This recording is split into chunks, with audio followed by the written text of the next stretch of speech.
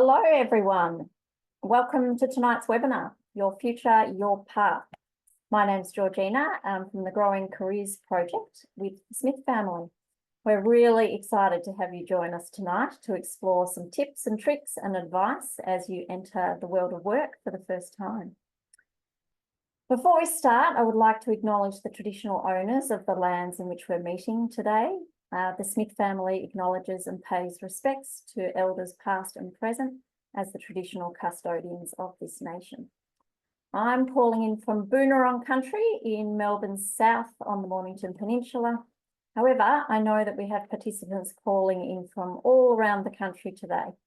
Would also like to acknowledge and pay respects to any Aboriginal or Torres Strait Islanders on the call this evening. So welcome everyone. Before we kick off, just a few housekeeping points. We ask that you keep your cameras and your microphones off during the session. However, we will want to hear your important questions, so please feel free to pop those in the Q&A. So at the bottom of your screen, you should be able to see the Q&A button. We'll do our very best to answer questions throughout the session, but any that we don't get to, we'll follow up after the event and get those answers to you. So very happy to introduce you to Josh Farr from Campus Consultancy. He is going to be our host this evening. Josh has extensive experience regarding career development and leadership, and we're really excited to hear all of his insights about stepping into the world of work. So Josh, I'm going to hand over to you. Thank you very much, Georgina. And I'm really excited to be here. Hello, everybody. I can't wait to hear all of your insights and everything you're looking to get out of tonight. But before we do, I'd actually like to ask Georgina, you a couple of questions, if you're okay with that. I reckon I'm okay. Let's do it. All right. Let's wind back the clock, not too far, but to when you started in your career and took some of your first steps. Now, I know by the obligatory amount of stalking online and learning a bit about your history that you ran a really successful catering business. And I'd just love to know, in case there's someone joining tonight who's thinking about starting their own business, how did you get the confidence to start something from scratch? Well, I'm very glad that you said not so long ago. You've made me feel really good. That's excellent. So I guess let's just be really clear here, Josh. Straight up, I didn't just wake up one day and say, you know what, I think I'll start a catering business. So I had worked for many, many years in hospitality before I got to that point. So I guess it's about confidence, Josh. So confidence comes with practice, and that can take time. So yes, I tried not to be put off by the knockbacks. They're a great part of life and they're a hard part of life, but you keep going through those. I really tried to just keep doors opening as much as I could. So I kept, this was well before online applications, Josh. So I used to have to do a lot of calling of businesses or dropping in, that sort of thing. Seems really daunting at the time, but as you keep practicing, you get better at it. So, and I mean, just recently I was actually with my daughter doing a bit of that, you know, calling into local stores, dropping off her resume, etc., to try and get her first jobs and build her confidence as she sort of is starting in her first jobs herself. That's great. I love that you said confidence comes from practice. And if anyone's taking notes tonight, please write that down. First note of the night, confidence comes from practice. You also mentioned, if I heard you correctly, you didn't just wake up one day and said, I'm going to start a business. And especially within catering, within food, within the whole hospitality sector, how did you get your first foot in the door? How did that first door even open for you? Yeah, so as I said, I mean, at the time, I actually had a completely different plan, right? So my plan was, I thought I wanted to do law. So I finished school. I had ambitions of going into law. I was pretty clear that I probably wouldn't get the marks to get straight into law. So I enrolled in an arts degree. But as I was doing that, I started working in hospitality, and that's where I just got really excited about the work that I was doing. So the more that I had those part-time jobs, Josh, the more I got really interested in that sector. So I kept just plugging away and trying to do lots of different part-time jobs. And with each different job, I built up an experience bank, I guess. And, you know, like one of my first jobs was at Hungry Jack's, which was, you know, awful. I hated it. On that microphone and with the hairnet, Josh, it was horrible. But it allowed me then to go to local cafes and say, hey, I've now got some experience in hospitality. Have you got any work? And then from the cafe, I went out to different caterers and said, you know, now I've worked in hospitality. I've had 2 jobs. And it sort of went from there, Josh, I guess. Yeah, that's amazing. I can imagine you on the microphone, the hairnet. I'm sure that was a joy to put on every day. And it doesn't sound like you were there forever though. You seem to, if I'm hearing you right, had some experience, you got some things you like, some transferable skills, but then went on to something else and then something else. And one thing I'd love to touch on, I know we've only got you for a few more minutes, but I know you've changed sectors. You didn't stay in catering forever. You've changed around a couple of times. Was there a particular challenge or anything that you encountered as you changed from one field to another, as your preferences and choices changed?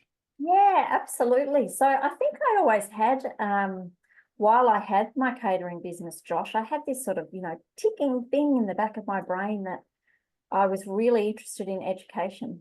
So I sort of got to a point with my business of, okay, am I going to keep going down this pathway or am I going to try something different?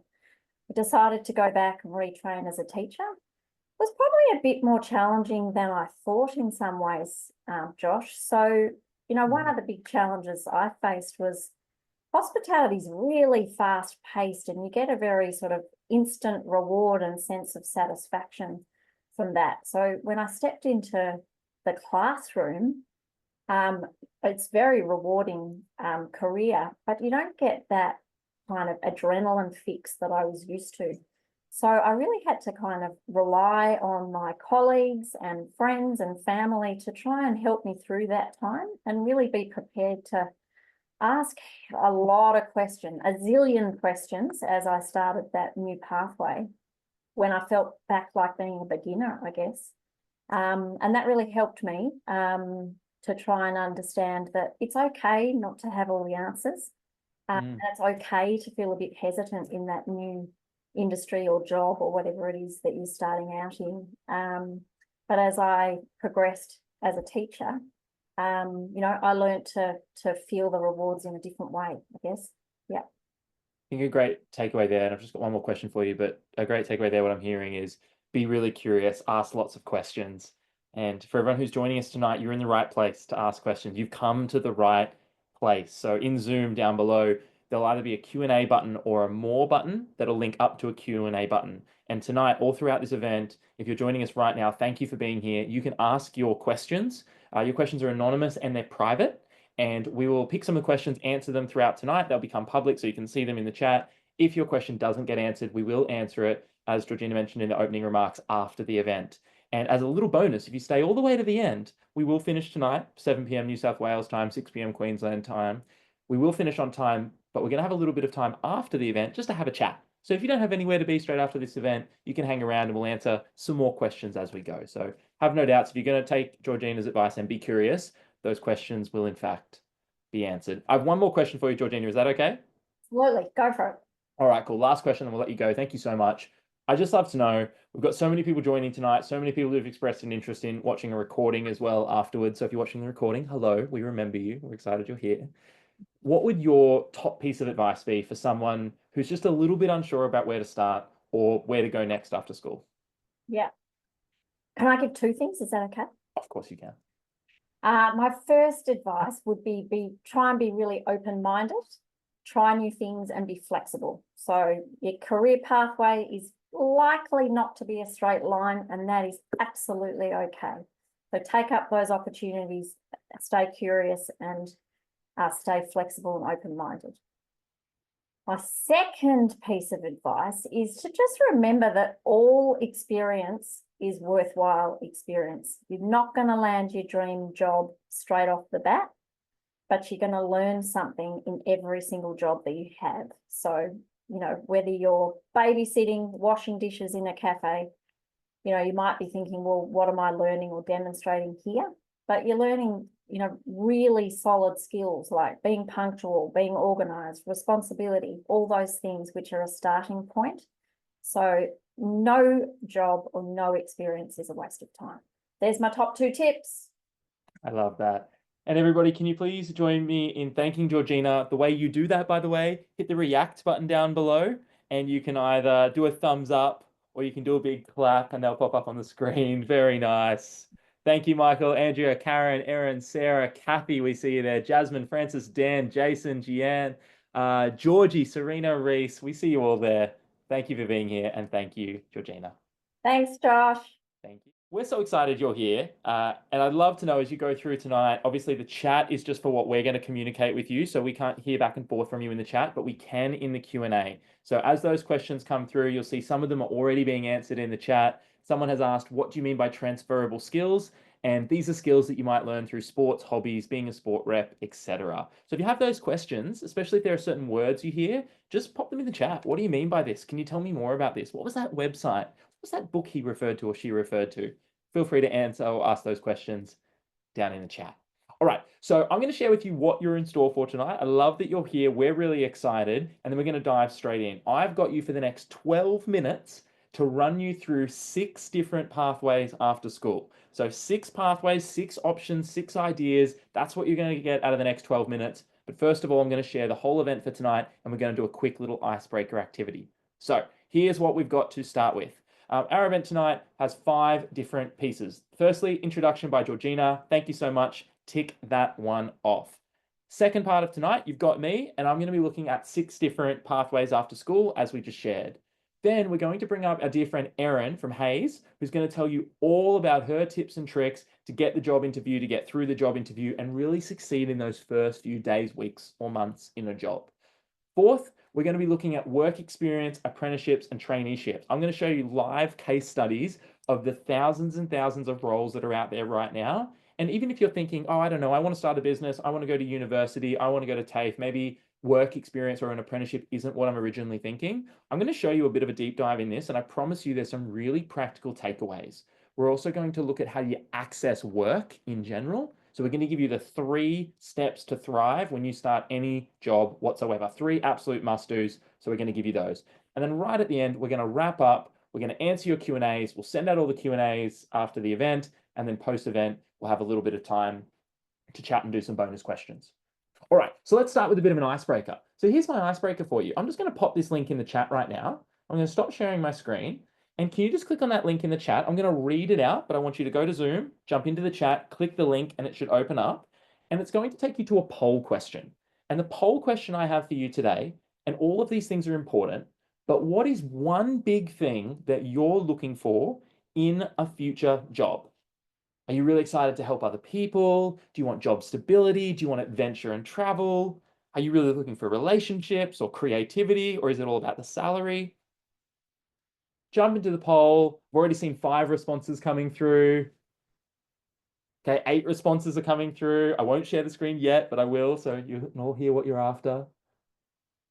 All right, 11 responses are coming through. Let's see if we can get to 15, and then I'll share my screen with you. Okay. Cool. Everyone tonight, this is such a beautiful response to this question. I just want to say that like straight away. I'm just so like proud from a distance of all of you, and I hope one day we all get the chance to meet. Check out this beautiful response. So what we're seeing here, just from tonight, small sample size, the biggest one is actually helping others. The number one thing apparently tonight that people are looking for in a job is the ability to help other people. That's such a beautiful thing to look for. Second, we're looking at comfortable salary. We want to help other people, but we want to pay our bills, pay our rent, save a little bit of money, maybe give a little bit to charity, whatever it happens to be. Amazing. Third, we're coming in with creativity. So people want to be creative. You don't just want to be stuck doing the same thing every day. You want to express yourself. That's super cool. And then tied for the other 3, we've got meaningful relationships, adventure and travel, and job stability. Now, I'd love you just to ask yourself, is it actually possible to get all of these things in a job? You might think about that as we go through tonight. All right. So in the next 9 minutes, I'm going to run you through 6 different pathways so you could end up here. This is a bit of a target we're aiming for. How do you have a job you love? How do you have a job that's fun? How do you have a job where you meet great people, you earn a good salary, and you make the world a better place? I'm going to show you 6 different ways to do it. By the way, this crazy looking mind map that I've created for you tonight, crazy, I know. We're going to send out after today, so you're going to have access to it. So if any of the stuff on the screen, you're like, what is all that? Do I have to screenshot this? No, don't worry. We'll send it out super high definition, so you'll know absolutely everything after today. So don't worry about that. Now, tonight, it's really nice to be with you to run you through these 6 popular pathways. Before I do, I just want to share with you, I've worked over the last 8 years with 71,000 students as of today. 71,000 students. This is our 1,398th event. So what I'm sharing with you tonight are the condensed lessons, not just from my life, but working with TAFEs, high schools, universities, multi-billion-dollar companies, all the way up to help people find jobs they love, find jobs that are rewarding, find jobs that do good in the world. So you're getting kind of the best of the best, but you are getting a lot today. I'm going to speak quite quickly, so just listen quite quickly. Is that cool? We're also recording tonight, so if you want to revisit anything tonight, you totally can. All right, so with that said, let's look at the 6 pathways, and then I'm going to show you an example. 6 ways you can think about, or 6 things you can think about doing after school. First, number 1 is you could just jump straight into work. There are lots of jobs right now hiring that you could go for straight away. So after school, you might go, you know what? I just want to jump straight into the workforce. And you don't even need to know what you want to do just yet. As you heard from Georgina, you might start out in hospitality at Hungry Jack's, find what you like or don't like, and always work your way up from there. Second, apprenticeships and traineeships. As we said before, we're going to dive into this a little bit later tonight. I'm going to talk to you about the difference between them, and I'm going to show you that there are thousands and thousands of them hiring right now. Third, we're going to look at vocational education and training, or what's sometimes referred to as the VET sector. Now, keep this in mind. In education, there's lots of acronyms. An acronym is just a shrink down word, right? So VET for vocational education and training. If you ever hear VET, that's what it's talking about. VET, as opposed to university, would be something like TAFE or a private college. So when I grew up, my mum was a teacher and my dad was a policeman. My mum went to a private teaching college. My dad went to the police academy. They were both in the VET sector. The 4th pathway, further education, is university. So I was the first one in my direct line of family to go to university and get a bachelor degree or higher. Now, I went to a public high school. 200 students in my year started high school with me, and 2 of us went to Sydney at university. I grew up in the country, so in a little town called Orange in New South Wales, and 2 of us went to Sydney for university. It was an uncommon thing to do. But there are lots of different ways that you can go down the university route, and I'm going to show you a quick little trick tonight that can give you a way to taste test a degree if you're thinking that's for you. And by the way, at least for this was true for me, I didn't really know anyone who had ever studied the degree I wanted to do. I did a civil engineering degree. I'm obviously not working as a civil engineer right now, but I learned so much from going through university, as you would through going through any of these pathways. 5th, this is a bit of a curveball, gap year or work experience. Now, we're going to talk about work experience a little bit later, but gap year, travel, or volunteering, these can be really, really meaningful things to do. And they're often something that can be overlooked. For someone who, when I left engineering, I backpacked around the world for 2 years. I worked, lived, and volunteered in 39 different countries, and I funded the entire thing myself. I worked all sorts of crazy jobs, back up to the top, part-time or casual work, but I was able to go around and really have some life-changing experiences. So I'm going to show you, if that's a pathway you want to go down, how you might be able to do that. And then number 6, self-employment. Like we heard from Georgina right at the start of the program today, starting your own business. I'm going to show you today how to start your own business for free. I'm going to show you how to dip your toe in with something like starting a podcast or a personal brand. And I'm going to show you that it's not something that you need a business degree to do. When I started my business 8 years ago, I didn't have any business degree. I didn't know much about business. I read a lot of books. If you see the bookshelf behind me when I stopped sharing my screen, I read hundreds and hundreds of books, which you can do for free at a library with a library card. But I learned everything I learned online. So I'm going to show you tonight, this isn't just something that has to be expensive. Most of these options you can find very free, cheap, or even paid ways to do. So in the next 5 minutes, I'm going to give you a couple of examples of these pathways, right? So when we look at these different pathways, one of the things that we're going to be thinking about, first and foremost, is I'm going to give you a little case study. So for tonight, I'm a huge fan of using a little bit of AI in all of this. So I'm going to give you a case study in photography. I was talking to a student at a high school down the road from where I live. I was talking about running this workshop, and I asked the student, what's something you're passionate about? After tonight, you might ask yourself that question. What's something you're interested in? What's something you watch TikTok videos about? What's something you talk about with your friends? What do you do in your free time? And when you find something that you're interested in, I'm going to show you 6 different pathways you can go down. So using a little bit of ChatGPT, and I've written the prompt here, by the way, I'll put this in the chat and it'll be in the mind map after today. You can literally go to ChatGPT, copy and paste this in, and it will give you options. So for example, if you were I'm interested in environmental studies, and type this into ChatGPT, it will give you, just like I've got up on the screen, 6 different pathways to get into environmental studies with the 6 ideas we're talking about tonight. Isn't that crazy? I didn't prepare that for free on ChatGPT, gives you lots of different ideas. So as long as you can find one thing you're interested in, one thing, you can use this little technique I'm sharing with you right now. So for this, I did it with photography. So full-time work, you could be a photography assistant. An apprenticeship, you could go and apprentice with a photographer. VET, you could go into TAFE and do a digital media course. At university, you could go and do visual arts. You could take a gap year and take photos around the world. Or you could start a small photography business. I even asked the table to do pros and cons for each of the options. Now, if we zoom out a little bit, I'm going to show you what that actually practically looks like. So I went through to the TAFE website and I jumped into TAFE. I'm based up in Queensland, so I went to TAFE Queensland and I typed in photography and it came up with a photography course. So if you went to TAFE Queensland or TAFE where you're at, you type it in and it'll pop up with an option for you. Pretty cool. The second thing that's cool about that is it actually shows some career outcomes, some places that you could work, which is a pretty nifty thing if you're not sure where to start.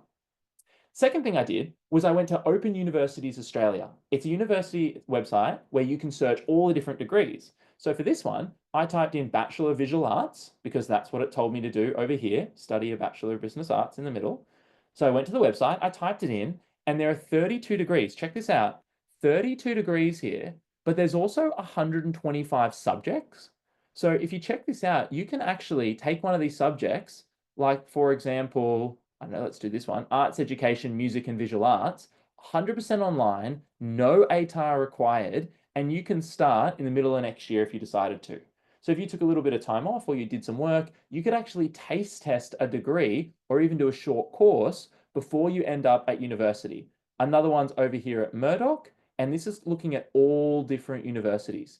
And of course, if you're stuck, you can call up, you can ask for advice online. There's lots of cool and different things that you can do. Third thing I'm going to look at, so that's how you like check out the university space, try a course. The third thing you can look at is, well, Josh, what if I want to start my own business or work with somebody? Well, I went to LinkedIn and I typed in photographer and owner. Do you know in Australia, there are 6,500 people who are photographers and own their own business. So, I mean, I'm based in Queensland, so these ones popped up. Brisbane, Gold Coast, Brisbane, Lane Cove, Queensland. So I could reach out to these people on LinkedIn. You have to be 16 or older to use LinkedIn, but as soon as you do, 16 or older, reach out to these people and just start asking them. 6,500 people have done the thing you want to do. Why not reach out and ask? And then I thought, well, I've used a lot of Queensland examples. What's happening on the other side of the country? I looked over at Perth. I know we've got some people from Perth who are interested in coming today. And I just typed photographer into Google Maps and all these different groups showed up and it even shows some of their phone numbers. So if I was interested in starting, I might just call up Perth Photography. Say, hi, my name's Josh, 17 years old. I'm about to finish high school. I've got a passion for photography. I've been looking at courses, university degrees. I went to this great event with the Smith family to think about my future and my path. I saw you're the number 2 rated, or one of the top 2 rated photographers in Perth. I'd love to know if I can drop in and have a chat with you about what it's like to be a photographer. So I know that was a really quick introduction into 6 pathways, but the reason I wanted to show you these quick ones tonight is that if you have that one prompt that I gave you in the chat, you can start exploring them on your own. You can use these websites that we've talked about tonight, LinkedIn, Google Maps, Open Universities Australia, the TAFE websites, and you can start thinking about what might be right for you. So as you go through tonight and you start to think a little bit more about what you're into, keep those ideas top of mind. And I'm going to show you a little bit later some other supporting resources, including Transition to Work, as well as Workforce Australia. So if you want a little bit of help, I'm going to show you how to access the resources that are out there. Now, we are 25 minutes into the event tonight. We've heard an amazing introduction by Georgina, and I've also told you about 6 different pathways to consider. I'd love for you just to write down or in your notes or in your mind, or if you're sitting there with a parent or caregiver or someone like that, just turn to them and say, which of those 6 appeals? Are you thinking TAFE? Are you thinking uni? Are you thinking getting a job? Are you starting a business? Are you going on a gap year? What's the thing that jumps out for you of like, I'm kind of interested in that? And then as you go through the rest of tonight, I'd love you to think about, how do these next new tips or tricks help me head in that direction? Okay. So speaking of getting your next role, in a moment, I'm going to introduce you to Erin. We're going to bring Erin up on the screen. And when we've got Erin up, we're going to be talking for the next 15 minutes about tips and tricks for interviews and for work. Now, for Andrea and, for Erin, and Andrea, if it's okay to just pin Erin up onto the screen or spotlight Erin for me, I'm going to bring her up in just a second. Thank you very much. Awesome. We'll bring Erin up. When we have Erin spotlighted as well, there we go. Hi, Erin. How are you? Hello, I'm good, thanks. How are you? Doing super, super well. Erin, we're really excited to talk with you tonight, and I'm really excited to ask you a couple of questions about your experience. You've been a business manager with Hayes and human resources and recruitment with more than 6 years of experience helping people find jobs and find careers they love. Would you be open to answering a couple of questions that we have from the audience about how people can take those first steps? Yeah, go for it. I love it. Thanks, Erin. First question I'd love to ask you is, what advice would you start with? It's sort of where we ended with Georgina, but what advice would you give to someone who's about to leave school and looking for work for the first time? Yeah, very similar to Georgina. Keep in the back of your mind that the first job you get is not going to be your forever job, and also that you have to be proactive in trying to find that job as well. You've got to put yourself out there. If you're naturally quite introverted, I know it can be quite scary, but use your network. Do your mum, your dad, your aunties, your uncles, do they know someone that owns a business? If you always go to the same cafe on a weekend, speak to them, ask them. So really use the people you know to try and get your foot in the door, because that's what other people do as well. And also working in places like your Macca's, your Hungry Jack's, retail, anything like that is giving you customer service experience. It's teaching you how to deal with people in very different ways. The embarrassing thing as well with the hairnet, like Georgina said, I remember when I started my role and I had to wear this headset, I was like, I'm not doing that. But it makes my job so much easier by doing it. So get over those embarrassing things as well. It's again not forever. Love that. What a great insight. When people want to go for that first job, whether it's a casual job like the Hungry Jacks in the hairnet, Hungry Jack should be will be our next sponsor for this event, no doubt, or wherever it happens to be, or if it's a super professional job, or whatever it happens to be. Do you have any suggestions for what people can do to stand out, or what they can do on their resume? We always hear recruiters look at resumes for 1 second, 2 seconds, 3 seconds. Any way that people can stand out when they submit that application? Yeah. Perhaps odd advice, and you might not expect it from a recruiter, but don't make it too complex. Keep it Mm, really simple. You don't need a fancy photo or font on there to make you stand out. That's sometimes off-putting for people, sometimes doesn't work with specific systems. If you print it out, sometimes the photo goes a bit funny. So just keep it really simple. Make sure that if you are doing a job that's admin, but internally in the business they call it something different, put the most simple job title in there. It's admin. If you are a waiter, put that you're a waiter. If you're working behind the bar, but they're calling it something different, you're a bar member. Things like that. Keep it really, really simple. And people always write down on their resume what they've been doing, the responsibilities they had in the job. They often forget the achievements. So you were mm, doing the job, amazing, but what did you achieve in that job? And people struggle with that when they've maybe only had one job or they've not had a job. Think about times in, your sports team or in school or in that first job where you have changed something. You've maybe noticed there was a problem. You've brought it to your manager, you've brought it to your sports team, and something has changed because you spoke up, or there's been a result because you did something. One I like to use is, in my first job, it was a while back in a retro local shop, and we used to have to price up items individually. And that took a lot of time, as you can imagine, individually pricing up your biscuits.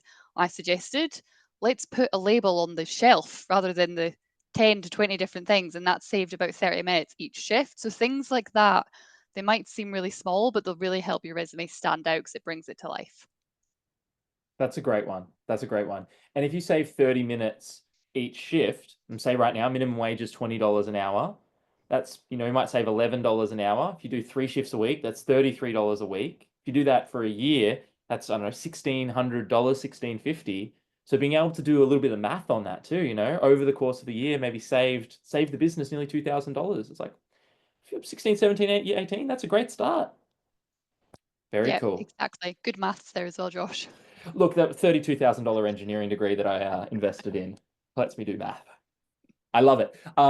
Talk to me a little bit about interviews. Something we hear a lot about. We're seeing some questions coming through in the chat around interviews. It can be nerve-wracking. We've all been there. What would you suggest people do to make the interview process not terrifying and successful? Yeah, first off, recognizing that it's stressful, recognizing that you're feeling a bit anxious about it. If you're a naturally anxious person, you'll know how to deal with that anxiety. Take that to preparing for the interview, but really a successful interview starts a day before, 2 days before, and preparing Ooh. for it. And by that, I don't mean just the practicing of interview questions, that I'll come on to in a moment, but where is the interview? Is it virtual? Is it physically at their office? Making sure you're set up if it's virtual, your headset's working, your camera is working. If it's in a different location, somewhere in the town or the city that you've never been, figure out how you're going to get there and make sure you're getting there 30 minutes early because that's going to help you with the nerves as well. And then comes the actual prep of the interview. Do some Googling of what are they going to ask me at an interview, and it will bring up a list of things, and ask someone to ask you some of those questions so you feel, yep, I know an answer for that. You don't want to be walking into that interview not having thought about what they might ask you, because then you're going to sit there and say, I don't know. And that's not ideal. I think that's worth double clicking on. And I loved your point. The interview starts 1 to 2 days before the interview. I am stealing that. That's amazing. What a great little tidbit. What if you do get stumped? Like, because I'm just thinking people are sitting there, they're going to go into this interview. They're worried that like they might get stuck. I mean, do you get up and run out the door and say, I'll try again next year? Like, do you call No, mom? definitely don't run Okay, away. Don't run away. okay. I would call it out. And even at the start of the interview, if you're feeling really nervous, I always advise candidates, when you meet Josh, say to him, I am really scared to meet you today. This is only the second time I've been interviewing, because do you know what that does to your interview panel? Lets them in on your mindset and warms them to you as well. Whereas if Wow. you are really nervous and you're bumbling and you're shaking and you kind of don't say anything about it, they'll say, oh, Josh wasn't very confident in his presentation. So if you forget, if your mind just goes blank, just say, I'm sorry. Can you repeat that question? And if you still Yes. can't get the answer, be like, I just don't think I have an example for that. Can you ask me something else? Put it back on them to ask you a different question. Oh, I like that. I don't have that experience, or I don't have that experience yet. Could you ask me about something else? Or could I talk to you about this? Love that. Let's imagine you've listened to all Erin's tips. For everyone who's here, I think we have 100% of people who started the webinar are still in the webinar. At least the number looks the same to me. So I'm seeing that number. It's not going down. So big claps for all of you. Big reaction button down below. Give yourself a big thumbs up. I think that's absolutely awesome. I was told once by a mentor, 50% of success is showing up. I think the other 49% is making it all the way to the end. So you guys are doing so good. Erin, imagine they come, they listen, they take all your tips, and they start having success. They get the job. What should they be thinking about when they first go into that professional workplace? Like, what are the practical nitty-gritty things? Yeah, few different things. So on the finance side of it, I imagine in this day and age, most people do have a bank account. It's probably not like when I started work and it was all cash, but making sure you've got a bank account so you can get paid, making sure you have a tax file number so you can get paid and pay tax as well. Those are some of those real simple things. And then also, like we talked about with the interview, where are you going on your first day? Looking up location, making sure you know how to get there. Is it a bus? Is it a train? And on that, if you're going to use public transport, I highly recommend setting an auto top up. So here in Melbourne, it's my key. I have that automatically topping up, so I'm never in a pickle when I'm maybe running late and I need to tap on as well. And also, the making a good first impression on your first day, very similar to the interview. Your first day starts a day or two before. So planning your outfits so that in the morning you don't have the stress of, oh, those trousers I wanted to wear are in the wash, or, oh, this is dirty as well. And just getting everything ready, getting your work bag packed, preparing a lunch, and also asking ahead of the first day, what's the dress code in the office? What time do you want me there? So they can help you as well. That's a great one. I love the practicalities of bank account and tax file number. We're actually going to cover those two a little bit later. So for everyone listening in, if you're like, wait, what's the tax file number? How do I get that? I'm going to show you how to get that. So we're going to cover that. Love the idea on the dress code as well. When I got my first job in engineering, I thought suit and tie. and it was on a construction site. And I asked that question because I'd heard someone say that, and they said, do not show up in a jacket. And I was like, are you sure? They're like, you need to wear like brown leather boots and jeans. I'm like, are you trying to help me not get this job? And then I walked into the construction office, and it was guys and gals covered in dirt. They've been out in the field, and it was like in a demountable building. I would have looked so silly if I'd tried to go on business, and it probably would have showed them that I didn't really know what I was getting myself in for, which, truth be told, I didn't. But I didn't want them to know that. I wanted to learn on the job. All right, Erin, I love that tip. I've got one more question for you, if that's okay. We might even squeeze one in from the Q&A. Your career. Imagine it's 2024, 2025. You're taking that first step. You've had hours in the headphones now, giving advice, hearing problems, helping so many people. The number one things people said tonight they wanted was a career where they help people, and I think you're such a great role model of that. What's one thing that you wish you knew when you were getting into the workforce or when you left school?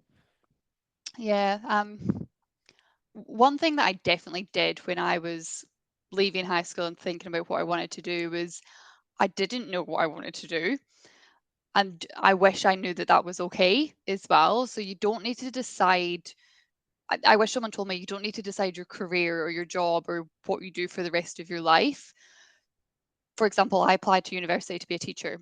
I did not go to study teaching. I am not a teacher because I got into university for that and I was like, no, this is not what I want to do. I ended up studying politics because when I was in school, I studied that and I loved it.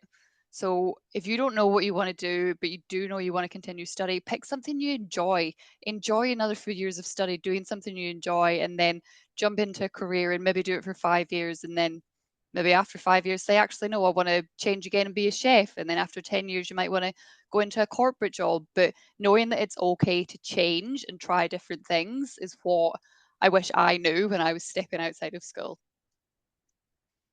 That's so great. I love that. It's so practical. One question in the chat that came up that's had a bit of like back and forth. One that came up very quickly was, what if I just can't find a job I like? So what if people do get in that first role, they take the plunge and the first one doesn't work out? Yeah, that's okay. Well, let me tell you, I've had jobs that I did not like. I can honestly say, since working at Hayes, this is the first job that I like, I enjoy, and Wow. I say to candidates, every job you're getting is helping you for the next job. So it's all about Mm, gathering that experience and figuring out, what do I enjoy doing in my free time? What do I like about this job? Okay, what don't I like about this job? Okay, I don't like that I'm not getting to deal with people in this job. Okay, so maybe I need to do a job where I'm dealing with people face to face, or maybe you don't like the face to face interaction, you want to be head down. So all of those things will help you. And yeah, you're not going to love every job. I think you'd be very, very lucky if you loved your first job up until your last job. I love that. What a great insight. Can we all please do the reaction button, big thumbs up, and thank Erin for her time. She's got to go back to helping more people find jobs that they love, as she has for herself. Erin, thank you so much for your time and your Thank expertise. you. Yeah, as we heard from Erin, I just put down a couple of notes there. I don't know if you resonated with similar thoughts. I'm loving these questions that are coming in. Keep asking them. The team's responding. One that I jotted down was keep it really simple. I think that's super important. Simple stuff scales. Put on the resume what you've done. And if I call this a cycle of suffering. You might tell me if you relate. Sometimes students say, well, I can't get a job because I don't have experience, but I can't get experience because I don't have a job. But I can't get a job because I don't have experience, and I can't get experience because I don't have a job, and they suffer and go around in the cycle. I know I was there a little bit. Here's a real hack: volunteering. If you're doing volunteering in your school, in your community, at your church, around a sports team, if you can find a place to volunteer, you can learn those transferable skills. Which someone asked a question in the chat, what's a transferable skill? It's a skill that workplaces value that you can learn anywhere. So if you're volunteering at a local community group, if you're doing a fundraiser, if you're helping out, but you're speaking to people, you can say, I was a volunteer at a fundraiser. I spoke to 200 people at Relay for Life for 24 hours as they ran around all night. And what that shows an employer is you're outgoing, you're open, you've taken probably some coaching and feedback, you've got some resilience and some grit, you stayed up all night to help out, you care, you're a caring person. And as someone who employs lots of young people, that's the sort of person I want to employ. I don't really mind, and the data shows employers, by and large, they don't really mind where you get the skills. They just want to make sure you've got the skills. Think about your best friend in the world. Think about the thing you love about them. Are they funny? Are they kind? Are they generous? You don't really care where they develop that. You just care that they're funny or kind or generous. And it's the same place in the workforce. If you can find transferable skills, skills that transfer from volunteering or church or community or school, sport or music or dance or arts, those skills can transfer into the workplace. And often those are some of the most fun people to be around as well. Okay.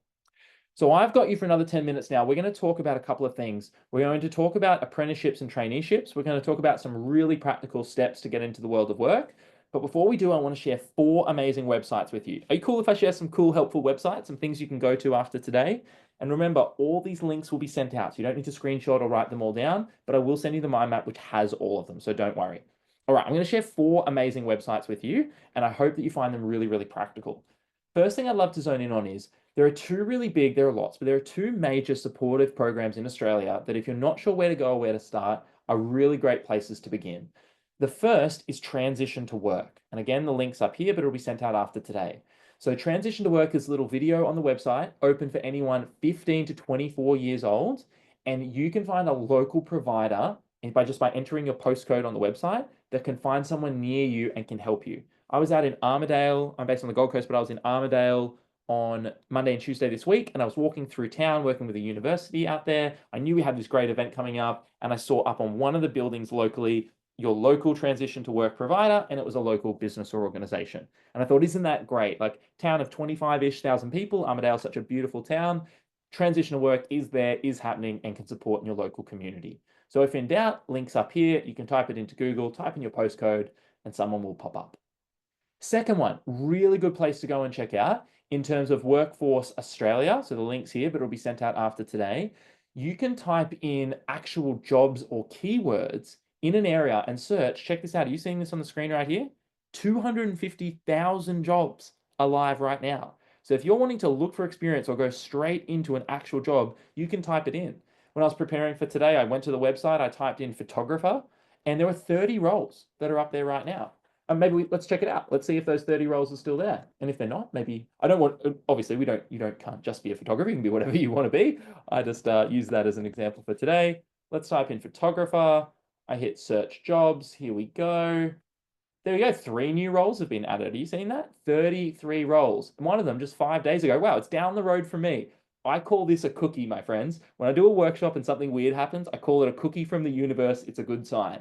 So if I was you literally today and I'd come to this event and I was based on the Gold Coast where I'm based, if I was like, photographer's the thing for me, here's a photographer assistant 5 days ago at Currumbin Wildlife Sanctuary. What a beautiful place to work. Literally added 5 days ago down the road. I could go into this. I could reach out to the organization. Here you go, details and apply. I go straight through. I'm filling in the details. I click apply and I'm good to go.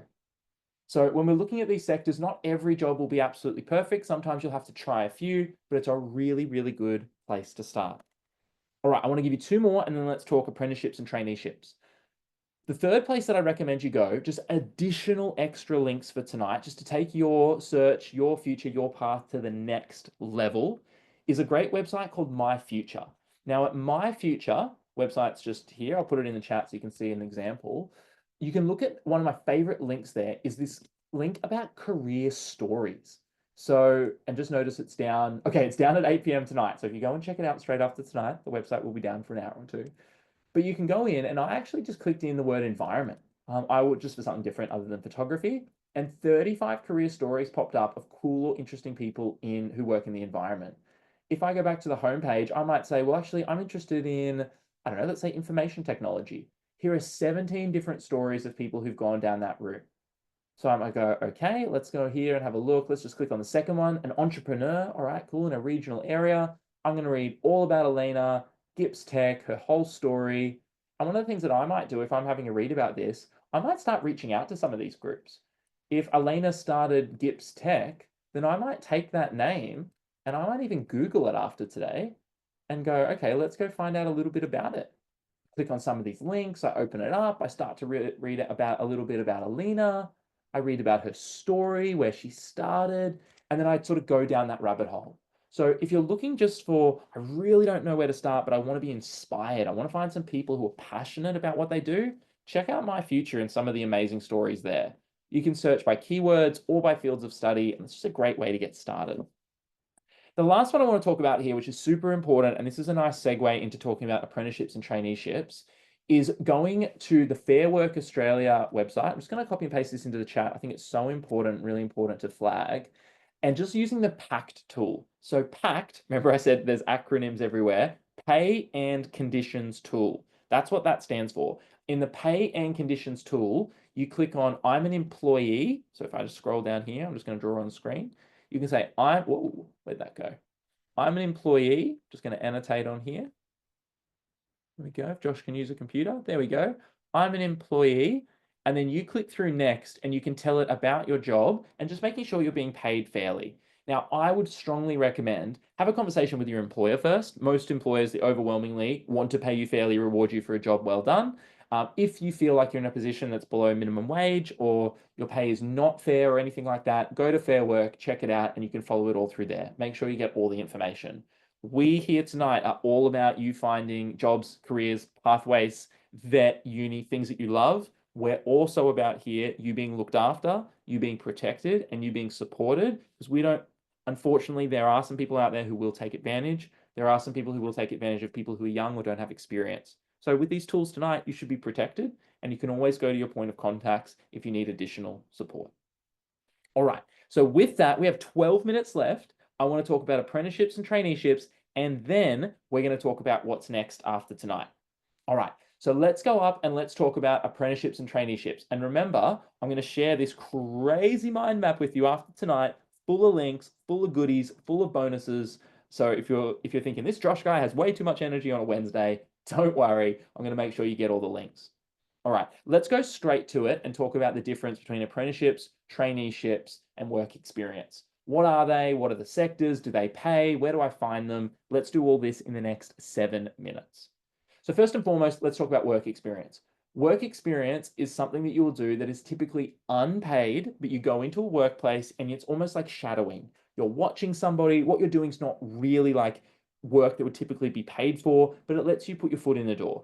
Again, if I wanted to be a photographer or an engineer or in IT, I might go into a workplace and get that experience. Now, in Queensland, where I'm based, to do this, you need to complete a really specific form. This form's different in every state, so just find your local one, but I'll put it in the chat just so you can check it out, and I'll display it up here on the screen. If I was going to do this, I wanted to do this, I download the form up here in the top right-hand corner. It's a couple of pages long, but it just basically means, here's who I am, here's my person of contact, here's all the safeties and regulations. So if you want to have work experience, you can reach out to organizations, just make sure you fill in that form and then you'll be protected. Super important. Second thing, and by the way, that's a great thing to do if you're in school and if you've got, say, 2 or 3 options. You go, I want to just try out this workplace. I wish I'd done this. I went and got a civil engineering degree and I'd met one civil engineer in my entire life. I'd never done work experience. There's nothing wrong with being a civil engineer, but it just wasn't for me. And I didn't know that. And I probably would have if I did literally what we're recommending you do tonight. Grab some work experience. Also, it's great to put on a resume. So if you're applying for something or you're interested in something, you can put this on a resume, even though it's work experience. As we heard before from Erin, keep it simple. Keep it really simple. Just say, I did work experience. Here are the things I learned or did, and that's a great start. Second thing, apprenticeships and traineeships. Apprenticeships, from what I could find on the internet, there's more than 12,000 roles live right now. And traineeships, there's more than 8,000 roles live. A live role means you can apply for it right now. The main difference between apprenticeships and traineeships, found a great website that gives you heaps of information on these. Mainly in an apprenticeship, think plumber, carpenter, bricklayer, mechanic, some of the trades. Traineeship might be something that's not necessarily trade-based. So it might be health, support work, digital marketing. Traineeship, typically 1 year to 2 years. Apprenticeship, 3 to 4 years. Neither need a qualification beyond year 10, but this is super important. Both of them you get paid and both of them you receive a certificate. So it's really important that if you're going for an apprenticeship or a traineeship, you just clarify, will I receive a certificate? If so, who will that certificate be through? Will I be paid for this? Make sure you're being paid fairly. It's really important. All right, everyone, we have 10 minutes to go tonight. I want to give you a couple of case studies. So what a great website to check out apprenticeships is if you go to seek.com.au. I just typed in the word apprenticeship and more than 12,000, oh, my little face is over that. There you go. More than 12,000 roles popped up right there by typing in apprenticeship just over here, right? 12,000 roles. That's pretty cool. That's available right now. Now, when I typed in 12,000 roles, I thought, all right, well, what would be a cool role to check out? I scrolled down, and one of the roles I saw was, I was thinking a little bit about Georgina, and I saw this role of being an apprentice chef. $60,000 to $60,000 a year, pretty good start if you're entering the industry, working in a beautiful suburb of Melbourne. Here's an apprentice chef. And I thought, you know what? What if I actually just try to apply for this role? So I clicked on Quick Apply, this big pink button in the middle of the screen, and I screenshot everything I had to do. All I had to do was create an account with my name and email. There was an option to add a resume, which you heard Erin speak about a little bit before. It shared that I'm a citizen and permanent resident. I added in some of my schooling details, and then there was a big blank box for my extra experience. So this is where I could talk about volunteering, my job at Hungry Jack's, or the work experience that I've done. With that, then I just hit submit. How easy is that? Now, for bonus marks, I won't leave you there. For bonus marks, I also put an 8-step process that you can use AI to supercharge this. We heard Erin speak about this before. I'll put these 8 steps in the chat for you. But the 8 steps I looked at were, firstly, if I was applying for this role with Bistro, what's the role called? I think that's called Bistro Terry. Okay, if I was opposed for Bistro Terry applying for this role, first thing I'd do is I'd research the company. Then I'd copy and paste information about the company into ChatGPT. Then I'd add in my resume, and I'd ask ChatGPT to customize my resume for the role. So I'm not just going to send the same resume for every role. I'm customizing it and tailoring it to the role that I want. I'd also then check the resume for being truthful. Always, always, always be truthful on a resume. Never lie. You don't want to get into an interview and realize you've made up something on a resume, right?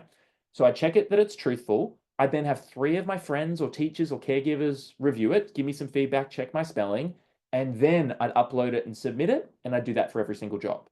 Now you might say, Josh, that sounds like more work. It is more work, but if you're going through this process, hear me on this, my friends, if you're going through this process and as you learn more, you get more excited, that means it's a good opportunity for you. If you start researching the company, you get a little bit bored, you're not really interested in this, it doesn't match up with any of your interests, then it might be a sign that you're not that passionate about it, which is okay, but go spend your very valuable time and energy on something you truly love. So there's my little hack using a little bit of AI. Now, don't use AI to do your homework, but use it to supercharge your future and your pathway. Next step. So that's apprenticeships. Let's look at traineeships. As we said, traineeships are a little bit more broad. I typed them into Seek, and there are nearly 9,000 roles currently available. But I thought this was interesting. In 2022, did you know that in Australia, in Australia in 2022, there are actually 400,000 apprentices and trainees in training? 400,000. That's a lot, right? That's a lot of people doing a role. So if you're applying for one of these roles, you think, wow, that could be cool for me. That might be a place I want to start. Just know that there are lots and lots of people out there. And I dug in a step deeper. Small businesses, not just the huge companies, but small local businesses actually employ 167,000 of those. So that's roughly 30 or 40% of all of the apprenticeships and traineeships are by small local businesses. So I grew up in a small little town called Orange. I didn't know anyone who'd been a civil engineer. I really didn't know where to start. And if I'd come to this event tonight, I might have said, you know what? I want to go out there and I want to get a little bit of work experience. I'm going to fill in that form and I'm going to apply. I might start looking for an apprenticeship or a traineeship. I might update my resume, use some of these ChatGPT tips. And then finally, the last thing I'd recommend you do, because we mentioned it just a little bit before, 3 quick keys to thrive. And you've already heard 2 of them from Erin. 1, apply for your tax file number. Really easy to do, free online. This just means the Australian Taxation Office, the ATO, knows you're out there, knows you're working, and can make sure all the technical stuff is covered in the background. Second thing, apply for a superannuation account. Pick a superannuation account. All this is, we're so fortunate in Australia, employers are required to pretty much pay you nearly 12% more on top of your wages from the very first job you ever work and put it in an account for your retirement. Not every country has this, so we're really lucky. So just pick one. If you're not sure which one to pick, your employer will pick one for you. Legally, they're required to, but I'd recommend picking one. Talk to your parents or caregivers, talk to people that you know, ask your colleagues. Young people might not always be super interested in this. Retirement's a long way away, but just make sure you know the one account you're going into, and then you can always tell employers which account that is. And then the last thing is, make sure you got your bank account set up. Make sure you set up, I would recommend you do what you like. This is not financial advice. I would recommend considering making sure you set up an account that's free to keep and that maybe has a nice little interest rate. So I was very generous. I said, all right, let's imagine you save $5,000 over the first year. If you use one of these higher interest banking accounts, and I just used a free website, savings.com.au, that if you put $5,000 away over the next year, you work, 10, 20 hours a week, you'll actually earn a couple of $100 of interest. So imagine right now, Christmas is around the corner, if you celebrate Christmas, and you get $261 for free, bonus interest, money made by your sleep, and you can go out and buy something really nice for your best friend or a loved one, just by having an account that gives you a little bit of interest. So tax file number, superannuation, and bank account are 3 important steps. Now, my friends, we have 3 minutes left tonight, and I'd love you just to think about this little question, and then we'll do the feedback survey. We'll get you out of here on time, and if you've got a little bit of time to hang back, we'll do some bonus Q&A.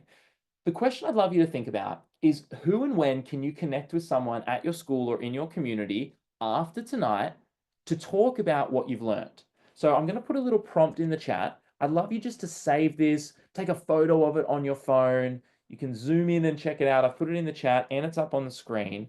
I'd love you just to answer this question, whether it's in your own head or with the person next to you. On some day, so today's Wednesday, so maybe on Thursday, on Friday, next Monday, I will go to who?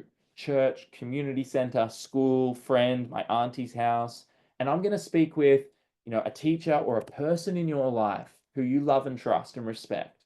When will you go where and speak to who? And what will you ask them to help you with in regard to your next step in your pathway?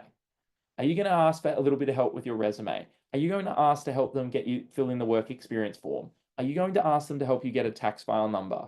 Are you going to ask them to go to one of the many websites we've recommended tonight? Make sure after today you have something written down. I will do this thing. Here's something I'm going to do.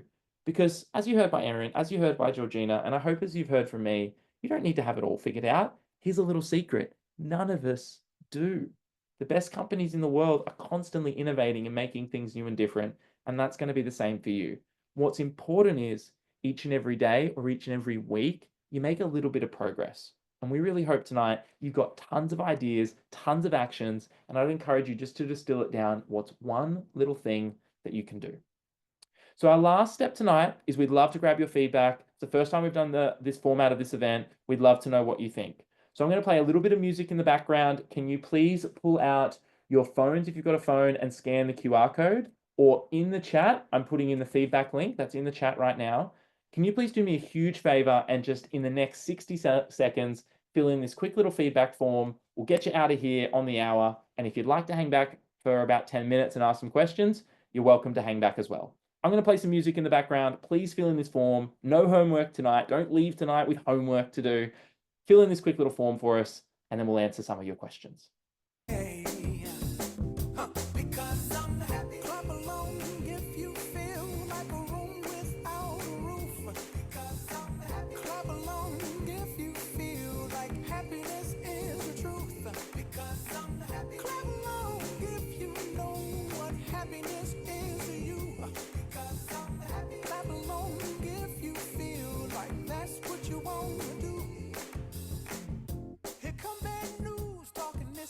You're filling that in. 13 questions answered. Great questions.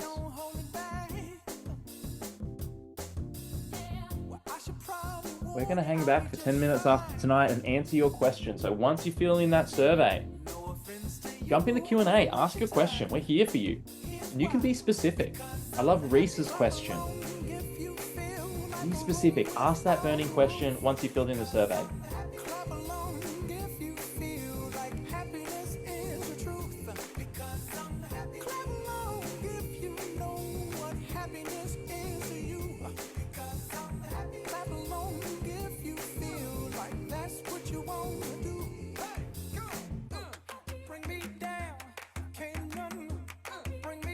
Really juicy question in the Q&A about, I'm worried I'll get fired. What do I do if that happens? Let's make that the first one we chat about when we come back.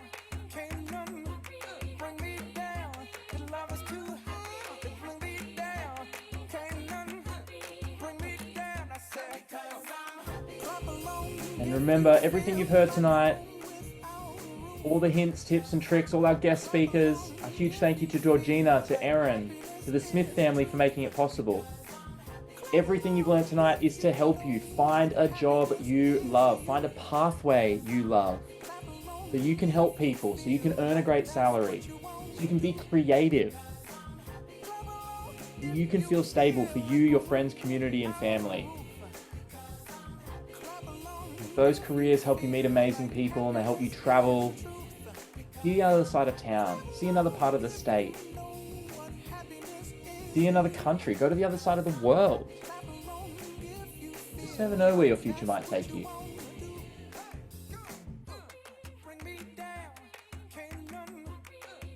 All right.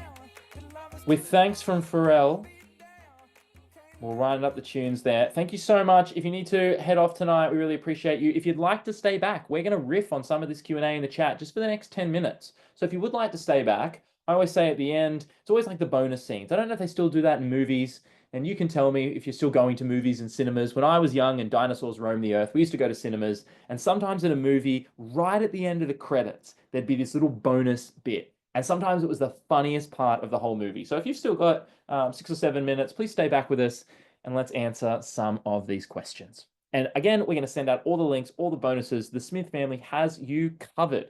If you're watching the video, just reach out. We'll make sure we get all those links to you. And if you're live with us today, those will hit your inbox. All right, so let's answer some of these questions. Let's dive into it. Some great answers in the chat. I love this one. I'm worried I'll get fired. What if I do if that happens? Can I tell you a story about when I got fired and how it led me to meet the love of my life, who's now my wife and the mother of my little baby boy, Ashton. We have a little 3-year-old boy, Ashton. He's being so quiet in the other room tonight, so marks for Ashton. When I left engineering, I didn't know what I wanted to do, so I decided to go traveling. And I traveled around the world, and I landed in a little ski town in Canada called Whistler. Quite honestly, my best friend at high school, his older brother had done that, and we were like, that looked like fun. We saw the photos online. We thought, let's go do that. And we got to town, and it was the middle of winter, and we needed to pay our rent. We had no jobs. They weren't hiring civil engineers, and I didn't want to be one. So we just walked around town, and we did what we're recommending you do tonight. We updated our resumes. We started handing them out. We started meeting people. And the first job I got was at an organization called Cool as a Moose. Cool as a Moose. Cool as a Moose Canada. I'm going to share my screen. This was me. Now remember, this is 4 years after doing a civil engineering degree. Mum was really proud of me. I had all sorts of scholarships and I was first class engineering honors. And I found myself in Whistler selling basically t-shirts and beanies. There's nothing wrong with it, but I was selling like psychedelic tie-dye t-shirts. And at the time in Canada, I was learning less than $10 an hour. So civil engineer 1 week, literally a week later, selling gift t-shirts. Now at that shop, long story short, I actually got fired from that role. And the reason I got fired was I had so much fun talking to customers and building relationships. I wasn't spending as much time selling t-shirts. I just wanted to meet people. I was traveling. And what I realized was I thought when I left engineering that I'd made this big mistake in my career. But then when I got fired from the job at Cool as a Moose, great company, we still buy their clothes, they're wonderful. When I got fired from there, I realized, no, the reason why I wasn't successful in engineering or at Cool as a Moose was that I wasn't doing a job that aligned with who I was and who I wanted to be. I love talking to people. I love building relationships. I love solving real problems. Tonight, I hope we've helped you learn about yourself and maybe learn about where you want to go in your life. And selling people t-shirts just wasn't honestly my top priority. So when I realized that, I realized I need a job where I'm actually helping people, where I feel like every day I'm making a real meaningful difference. And so for that, if you get fired from a job, I'll tell you what happens. As long as it's legal and ethical and you don't do anything wrong, obviously, we need to be legal and ethical in our lives. If you get fired from a job, you're going to learn something. If you get fired from a job, you're going to learn something about yourself. If you get fired for a job, you're actually creating an opportunity for someone else to come in and get that job who that job might be right for. I need you to hear me on this. If you go and work at Hungry Jack's and you leave that job might be great for someone. There might be a 16-year-old coming out of high school, their first ever job, and they might love that Hungry Jack's job. Maybe it's just your time for something different. One of the best pieces of advice I've ever heard in my entire life, a mentor told to me, and he said, Josh, what if life wasn't happening to you? What if it was happening for you? What if being fired was happening for you? What if it was a gift? And what if your job was to figure out what the lesson and the gift is? So I'd say, if the question in the chat, what's the best job if you're neurodivergent? What if you've never had the job before? What if you get fired? What if? When these challenges are in front of you, lean into them, learn about them. If you see something as an opportunity, I'm neurodivergent, what would I be great at? I'd go to ChatGPT and go, what are the 10 superpowers of being neurodivergent? What's a great way I can put that in a resume? How do I share that in an interview so it's a strength? If I'm nervous in a job interview, I'm not going to say, oh, I'm scared and I'm terrified. I'm going to say, you know what? I'm a little bit nervous right now because this actually means so much to me. I've researched your organization so much. I've talked to all my friends and family about this. I stayed up late last night. I'm nervous because I care. You always want to show the positive side of something that you perceive, even at first glance, as a weakness. My two cents. So if you get fired, what happens? You have a new opportunity. There's a new opportunity for you and someone else. And if you get fired in a way ethical and legal, then you have a really great chance to do whatever's next. All right, questions just come through. When should you stick it out in a job before giving up too early? I think this is the hardest question in the whole workforce. This is such a great question. So I believe if you're in a job and you're not enjoying it, that's a piece of data. You go, I'm not enjoying it. And truth be told, there are things about all of our jobs that we don't always enjoy. Taylor Swift, playing huge concerts. Do you think she loves the long flights and the transfers and the waiting around and the criticism in the news? Of course not. Even Tay, who earned $1 billion traveling around the world singing songs that she loves and is adored by fans, some of her job isn't enjoyable. So I'd say, firstly, just acknowledge there's going to be parts of every job you don't enjoy. Now, if there are most of your job you don't enjoy, that might be a sign that maybe that's not the right job for you. But if there are little bits you don't enjoy, I'd say either try to find a way to enjoy them or try to find a way to trade them up. One of my mentors said to me, Josh, most people's biggest problems in life is that they think they shouldn't have problems. I believe we get to choose the problems that we have. If you have a family one day and you have cute little babies and kids, you're going to have some problems. They're going to cry and scream and keep you up and do all that sort of stuff, right? But I have friends who are really struggling, friends I met in high school who are really struggling to have kids. And they have a whole different set of problems. Right now, they'd love to have a little crying baby because they're struggling to have kids. If someone's unemployed, they have a problem. If someone has a job on a Monday, they have to go to work, they have a problem. So I'd acknowledge that you're always going to have problems. And instead of wishing they weren't there, try to find a way to enjoy them. Try to find the silver lining. If most of your job is challenging, maybe start looking for other jobs. If you don't enjoy any of it, but if there's a little bit, try to find a way to make it fun. And a problem shared is a problem halved. So I would tell someone, bring your friends and family in, talk to your manager about it, and just make sure you've got all the skills and support.